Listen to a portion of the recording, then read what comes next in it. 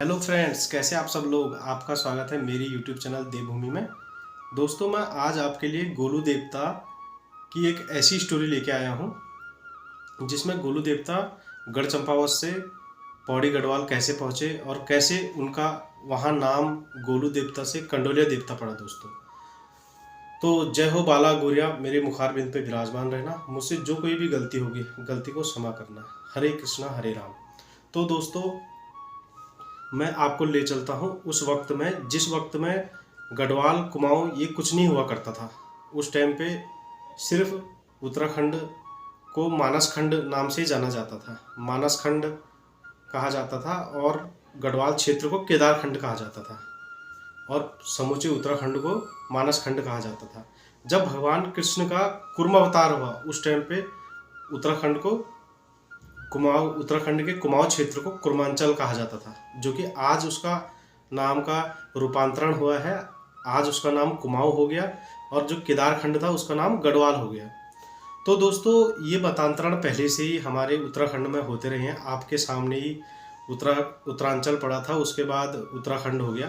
तो ये चीज़ें चलती रहती है। वैसे ही गुरुओं ने और पिछले जो राजा थे उन्होंने कई चीज़ों में, क्योंकि उत्तराखंड में क्या हुआ, कभी गोरखाओं ने आक्रमण कर दिया। 25 साल गोरखाओं ने राज किया उत्तराखंड में। और कभी यहाँ पे मुग़ल शासकों ने, अफगानियों ने, खलीफाओं ने, इन्होंने ये आक्रमण करते रहते थे प्लेन्स के क्षेत्रों से, पहाड़ी राजाओं पर।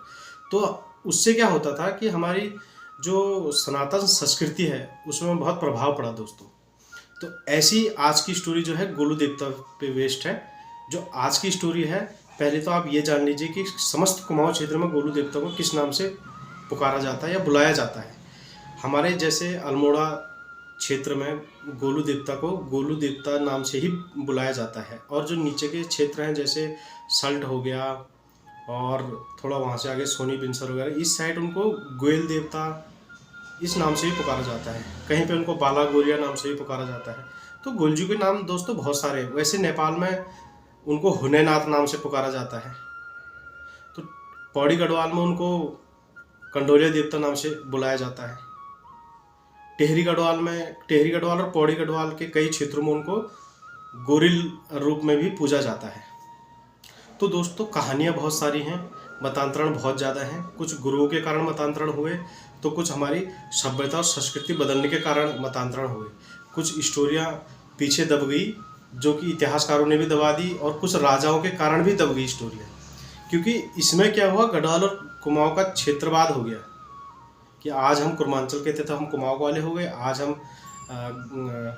केदार घाटी के हो गए तो आज हम गढ़वाली हो गए। तो इन चीज़ों का उस टाइम पे बड़ा प्रचलन था। ये स्टोरी है जब गढ़वाल क्षेत्र में 52 गढ़ बने, उससे पहले की स्टोरी है दोस्तों। इस स्टोरी में ऐसा प्रतीत होता था कि जब भगवान बाला गोरिया उस टाइम पे ऐसे शासन करते थे अपने क्षेत्रों में, हर घर में, हर गांव में जा जाकर अपनी सफ़ेद घोड़ी में बैठ के जाके और लोगों का न्याय करते थे दोस्तों। तो गोलजी बहुत फेमस थे कुमाऊँ के क्षेत्र में, गढ़ चंपावत में, और समस्त कुमाऊँ क्षेत्र को गोलजू देख रहे थे, कुर्मांचल क्षेत्र को उस टाइम पे। तो गढ़वाल के पौड़ी गढ़वाल में एक राजा हुए जिनका नाम था कालू सिंह भंडारी। आप आज भी गढ़वाल का इतिहास उठा के देख लीजिए, जो जानगुर लोग हैं, जो हमारे गुरु, जो बड़े बड़े गुरु हैं, जानगुर लोग हैं, वो आपको ज़रूर बताएंगे कि कालू सिंह भंडारी कौन थे। वो वहाँ के राजा थे पौड़ी गढ़वाल के। तो कालू सिंह भंडारी के क्षेत्र में, चाहे आप जिन कहो या राक्षस कहो या मसाण कहो, क्योंकि अलग अलग भाषाओं में, आज जिन क्यों नहीं हो सकता। मैंने, हमारे एक यूट्यूबर हैं हेम भाई, जिनका काफ़ी बढ़िया यूट्यूबर, जो कि बहुत ही बढ़िया यूट्यूबर हैं, जिनके वीडियो में बार बार उन्होंने बताया कि कंडोलिया देवता कौन है और उनका नाम कंडोलिया देवता कैसे पड़ा दोस्तों। तो वही स्टोरी मैं आज आपको बता रहा हूँ कि वो भी आप लोगों को बता रही थी कि कंडोलिया देवता कैसे, कौन थे और ये कैसे इनका नाम कंडोलिया देवता पड़ा। तो उनके क्षेत्र में, जो कालू सिंह भंडारी थे, उनके क्षेत्र में एक राक्षस कहो या जिन कहो, क्योंकि दोस्तों मैंने आपको वीडियो में पहले ही बताया है कि उत्तराखंड में मुगलों का, अफगानों का, खलीफाओं का आक्रमण चलता रहता था। तो हो सकता है कि कोई मुसलमान तांत्रिक भी हो सकता है, तांत्रिक होते हैं मुसलमान लोग, वो भी हो सकते हैं, क्योंकि उस टाइम पे राजाओं के साथ सभी लोग चलते थे। समझ रहे हो ना बात जो मैं आपको कहना चाहता हूँ, कि उस टाइम पे जो तांत्रिक लोग थे ये भी हर राजाओं के साथ चलते थे।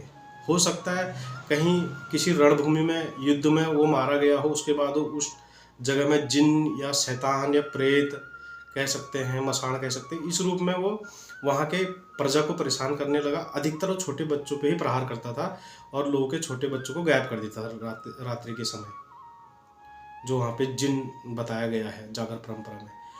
ये गुरु हैं, गुरु के ही अनुसार मैं बता रहा हूँ। मैं आपको जागर भी सुना देता, पर अभी गुरु चित्रशिला गए थे तो वो जागर में ही व्यस्त थे, इसलिए गुरु से मेरी ज़्यादा बात नहीं हो पाई।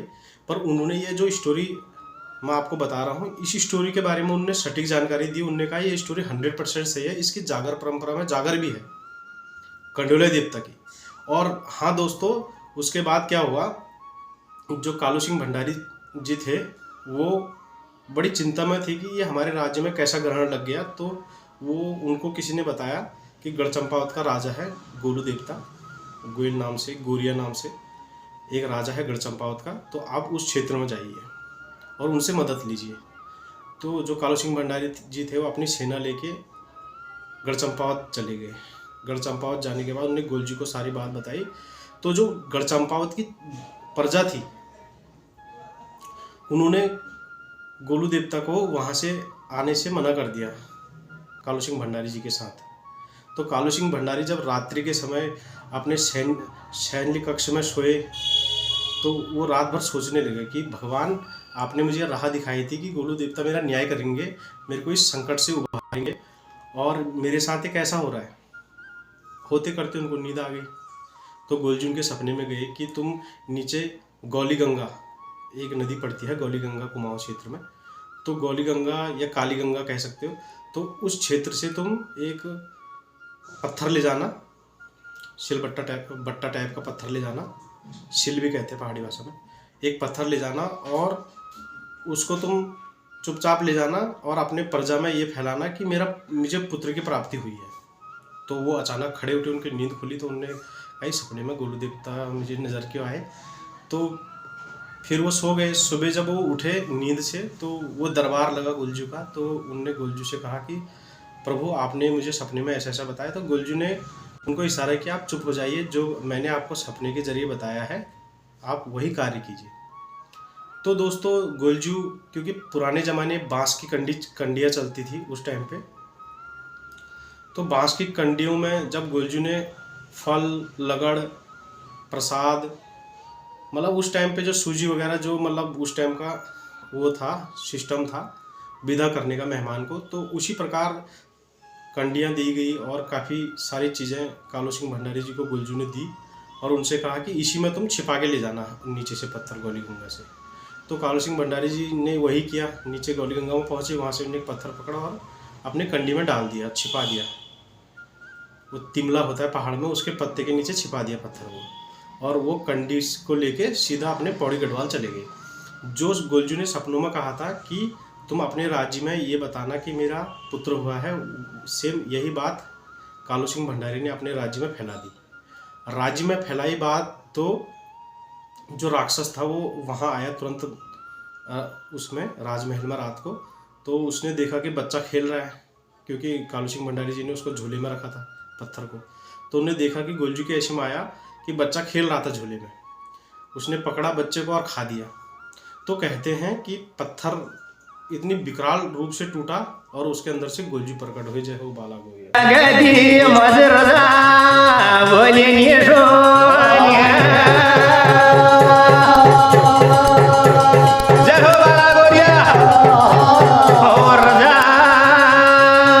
जब तुले बुढ़िया की धात जो सुनी तेरा नौनिया मदन में आग जो लगे, तेरा मामू की गद्दी हिलन जो लगे, तेरी लुए जैसी छादी मार तीरा जो लगोदा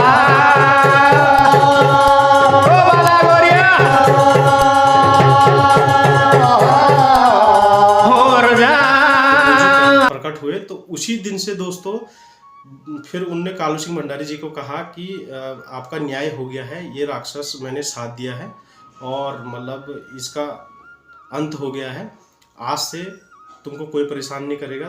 तो कालू सिंह भंडारी जी कहते हैं कि गोलजू को वहाँ ही रोकते हैं। तो गोलजू कहते हैं कि तू मेरा मंदिर बनाएगा और तू मुझे यहाँ स्थापित करेगा, आज से तू मुझे जिस रूम में पूजेगा मैं उस रूम में मानूंगा, पर मेरा मन नहीं लगता यहाँ। गोलजू, क्योंकि जागर शैली में भी ये चीज़ बताई गई है कि गोलजू बोलते हैं कि यहाँ मेरा मन नहीं लगता, मैं गढ़ चंपावत अपने राज्य में जाऊँगा।